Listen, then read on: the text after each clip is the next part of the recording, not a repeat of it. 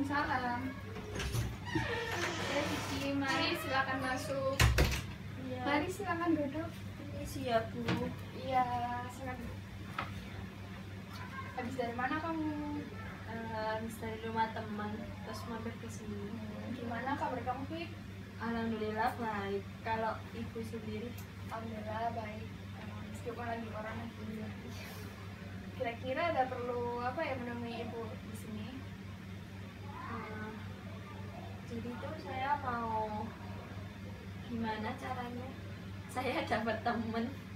Soalnya saya itu kan baru masuk kuliah tapi nggak punya temen. Jadi Mbak Vicky merasa sendiri nih, nggak punya teman sama sekali Iya. dari kuliah.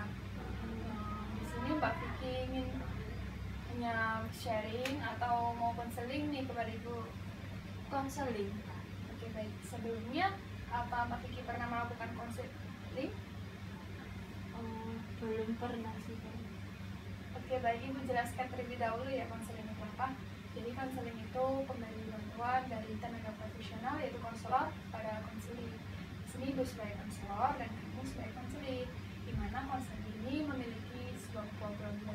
Tugasnya konselor di sini itu membantu kamu menemukan potensi diri kamu hingga kamu dapat membicarakan masalah kamu sendiri. Di dalam konseling ini juga terdapat asas-asas yang perlu kita taati bersama. Yang pertama ada asas kerahasiaan. Jadi asas kerahasiaan itu diharapkan semua yang kita bicarakan di sini nggak akan bocor ke pihak manapun atau pihak lain, bahkan ke teman maupun keluarga. Yang selanjutnya ada asas kesukarelaan.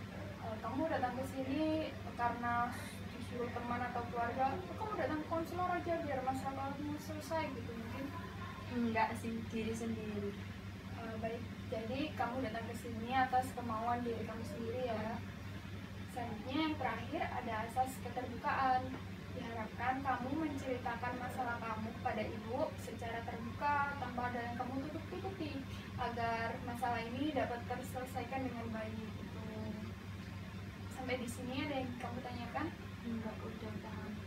Misalnya dalam proses konseling ini juga terdapat kontrak pertemuan nih. Jadi dalam satu pertemuan itu durasinya bisa sampai 45 menit sampai 1 jam. Kira-kira Mbak Vicky mau yang berapa menit nih? 45 menit aja. Oke baik, jika masanya belum terselesaikan, bisa kita lanjutkan ke tahap berikutnya atau pertemuan selanjutnya gitu.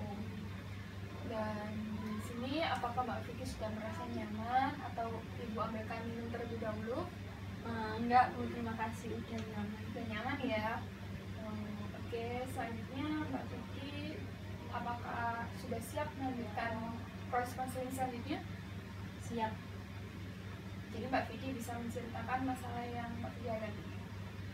Jadi tuh aku kan baru masuk kuliah mungkin 2 mingguan kan. Nah, aku tuh nggak punya teman kayak yang benar-benar teman gitu. Aku sadar sih karena emang aku tuh nggak berniat kayak masuk organisasi kayak gitu. Nah, dan juga aku tuh lagi kerja. Jadi aku kuliah sama kerja. Nah, aku nggak pernah mikir kayak nanti pulang kuliah mau misalnya mau nongkrong dulu kemana, nggak pernah pikir kayak gitu. Aku selalu mikir kayak nanti kalau habis kuliah ya pulang, kalau misalnya nggak lanjut kerja ya istirahat dulu, nanti lanjut kerja kan capek kayak gitu. Jadi aku nggak di tempat kuliah itu nggak pernah dapat teman yang benar-benar teman. Aku mungkin punya teman tapi kayak yang sapa hai terus kayak nanya nanti pelajar matkul apa, terus pulang jam berapa, masuk jam berapa kayak gitu, ada tugas apa, cuma sekedar tanya. Kalau kan kalau menurut aku definisi temen itu yang benar-benar nongkrong bareng terus aku nggak punya kayak gitu di kampus. Nah, itu yang jadi itu sekarang jadi nggak enak kalau mau bikin kelompok.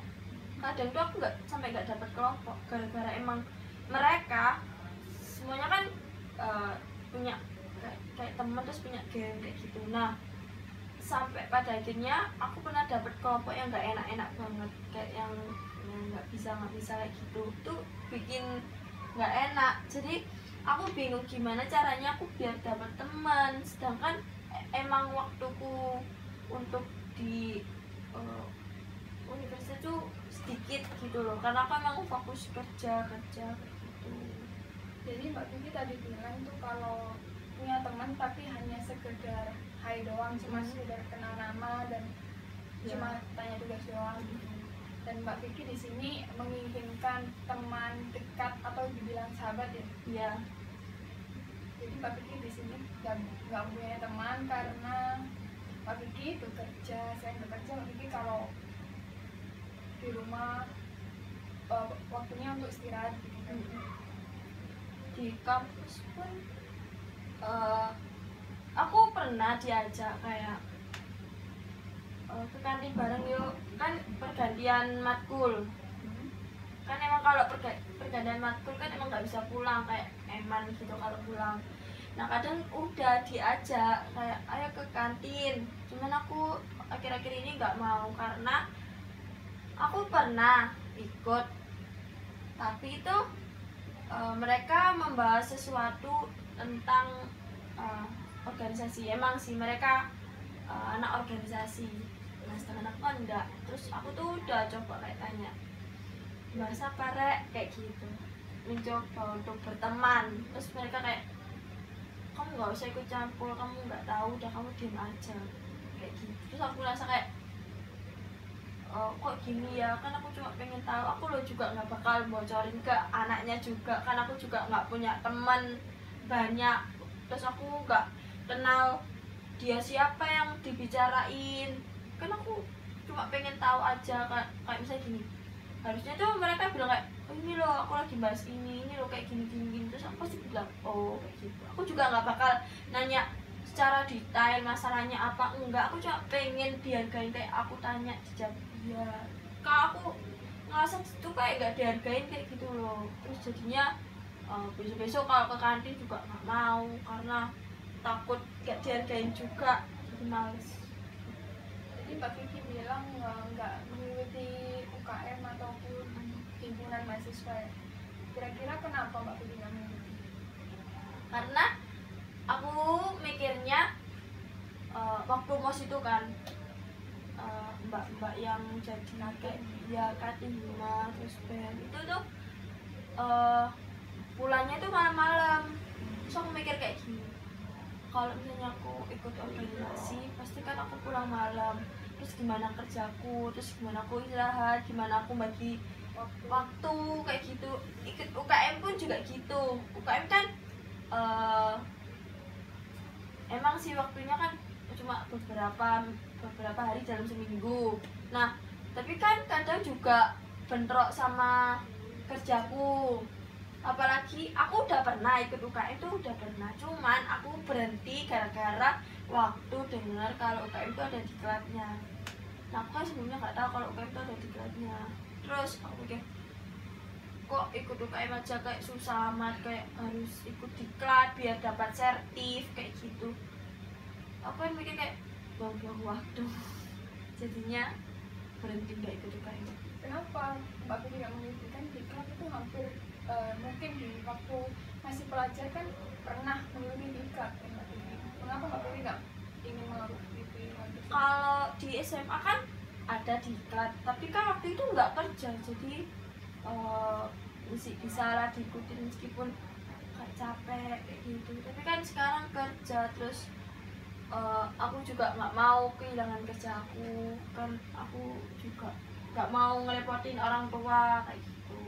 Jadi lebih baik aku gak ikut, karena emang kan di kampus juga nggak menyaranin harus ikut organisasi, ikut UKM, cuman kan kalau mau ya ikut buat pembelajaran kayak gitu. Ya memang UKM atau himpunan mahasiswa kan berfungsi untuk menambah relasi teman, pengalaman juga.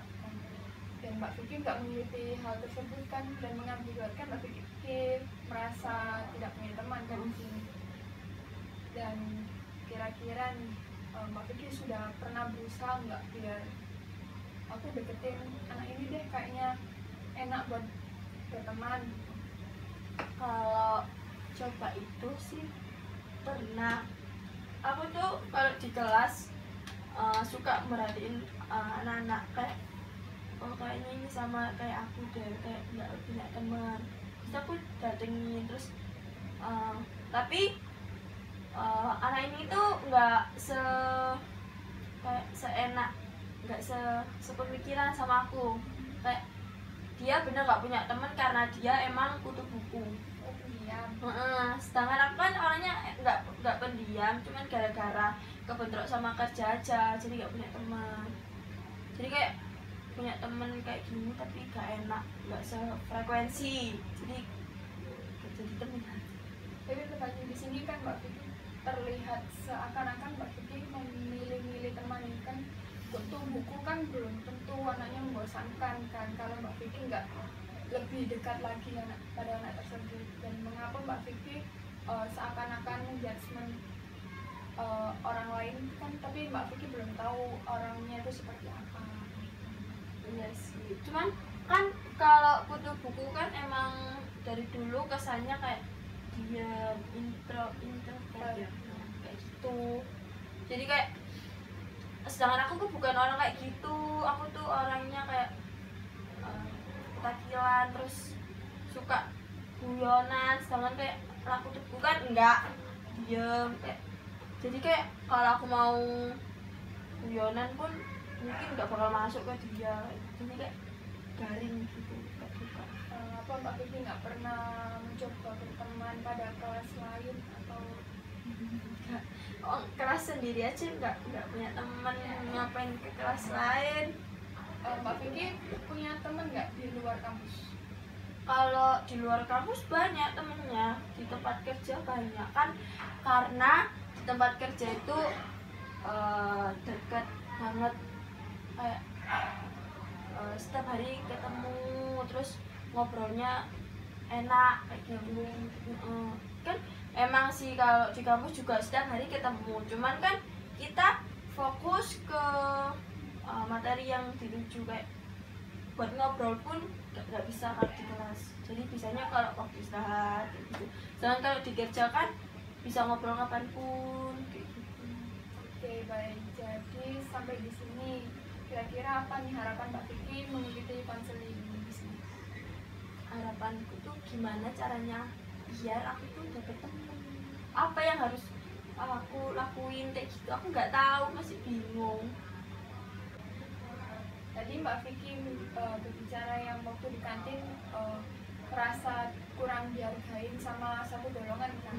Dan apakah Mbak Vicky nggak pernah mencoba ke golongan yang lain, mungkin berbeda dari golongan ini yang merasa tidak dihargai, mungkin golongan lain nggak bisa menerima Mbak Vicky dengan baik? Apa Mbak Vicky nggak pernah melakukan hal tersebut? Kalau melakukan sih belum, tapi masih punya keinginan buat mau coba ke temen yang ini, mungkin dihargai, tapi aku masih belum melakukan kayak gitu. Karena apa ya?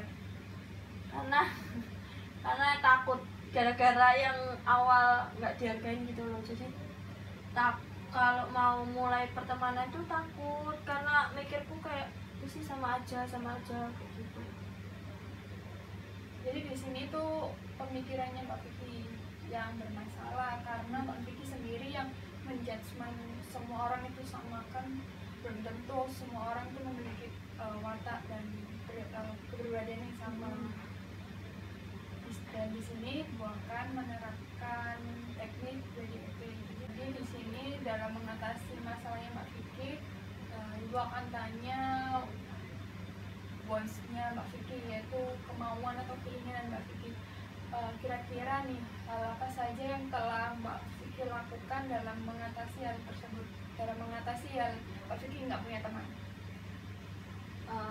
Aku udah coba buat kesana kesini, mungkin kayak kan aku nggak punya teman, terus nggak punya kelompok jadinya. Jadi kadang gabung ke ini, aku belum punya kelompok kayak gitu, join. Jadi aku udah pendekatan sih, tapi kalau responnya masih belum tahu, masih proses. Kemudian kalau boleh tahu apa saja yang telah Mbak Vicky lakukan agar masalahnya Mbak Vicky dapat teratasi? Yang aku lakuin cuma mungkin kayak gini, aku waktu istirahat langsung kayak ada anak yang bicara sama sebelah mungkin ya, kayak ikut ke kantin enggak, terus aku ikut nimbrung, aku ikut kok. Dia juga welcome kayak iya, ya udah aku ikut gitu. Oke, jadi apakah dengan hal tersebut Mbak Vicky sudah merasa agak terbuka atau gimana, atau merasa aku masih terasingkan nih? Kalau merasa terasingkan udah enggak, cuman kalau yang terbuka masih belum. Jadi kayak dihargain kayak gini, ya aku ikut kok, oh iya yuk loh, kayak gitu. Itu menurutku udah kayak oh Welcome. dihargain, nggak kayak dilihat tok. Kadang kan ada sih anak kayak gitu, nah itu tuh beda anak itu. Tapi kalau untuk yang ajak nongkrong gitu masih belum, aku kadang ikut nimbrung, tapi mungkin harapanku tuh lama-kelamaan bisa jadi teman. Oke, selanjutnya kira-kira dengan caranya Mbak Vicky, kalau ada teman ke kantin ikut gitu, kira-kira apakah sudah cukup untuk membantu Mbak Vicky dalam mengatasi masalah tersebut? Belum sih, soalnya kan kalau ikut ke kantin cuma ikut aja, kalau dalam pembicaraan masih belum. Jadi Mbak Vicky tuh ingin benar-benar punya teman dekat seperti sahabat gitu ya? Iya, emang sih prosesnya kan nggak semua bisa langsung jadi sahabat, enggak kan, tapi ya gitu, masih proses. Ya mungkin ini termasuk dalam prosesnya Mbak Vicky dalam menemukan suatu sahabat mungkin ya. Jadi planning ke depannya Mbak Vicky ini apa ya yang mungkin Mbak Vicky akan lakukan dalam agar menemukan sebuah sahabat? Ya itu mungkin aku bakal sering-sering kayak mau ke kantin ikut, terus kadang ngajak temen kan. Kalau ngajak temen kan lebih kayak ayo kayak gitu. Sedangkan kalau diajak temen kan mungkin karena dia apa kayak terpaksa kayak gitu. Tapi kan kalau aku yang ngajak kan, kalau dia mau kan kayak merasa oh dia mau ya, ternyata temenan sama aku kayak gitu.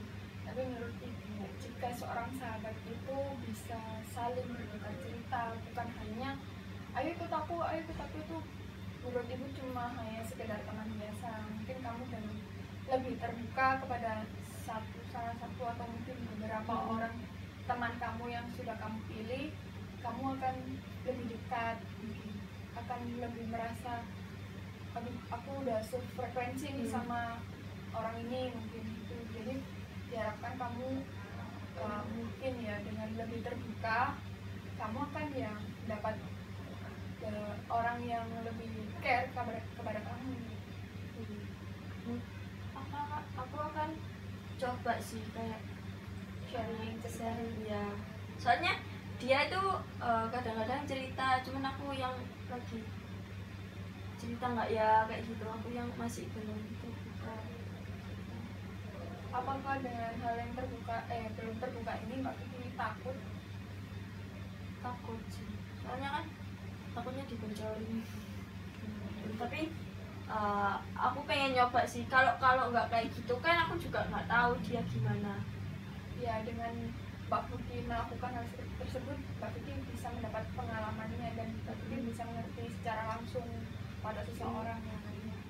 Untuk kedepannya nih Mbak Vicky melakukan hal apa ya untuk berkomitmen agar bisa menemukan seorang teman dekat atau sahabat? Kalau komitmen yang aku pegang tuh, aku harus coba deketin beberapa teman, terus coba terbuka kayak gitu. Jadi kan semakin aku terbuka, jadi aku semakin tahu wataknya kayak gitu. Itu komitmennya aku bawa tuh. Terus kalau misalnya enak, ya udah itu sahabat. baik, berhubung waktu kita sudah hampir habis, kira-kira masih ada yang perlu ditanyakan kepada Ibu? Enggak sih. Tapi kalau misalnya ada masalah lagi boleh datang. Ya, pada kesempatan berikutnya Ibu harap dapat mendapatkan perkembangan dari kamu. Mungkin kamu udah menjadi lebih terbuka dan kamu sudah mendapatkan seorang teman mungkin. Iya. Mungkin kalau ada apa saya kesini lagi. Ya, nanti kamu bisa kontak Ibu dulu buat janjian dulu. Ya. Kalau gitu makasih ya. Ya, Saya pamit dulu. Jadi Terima jalan. kasih.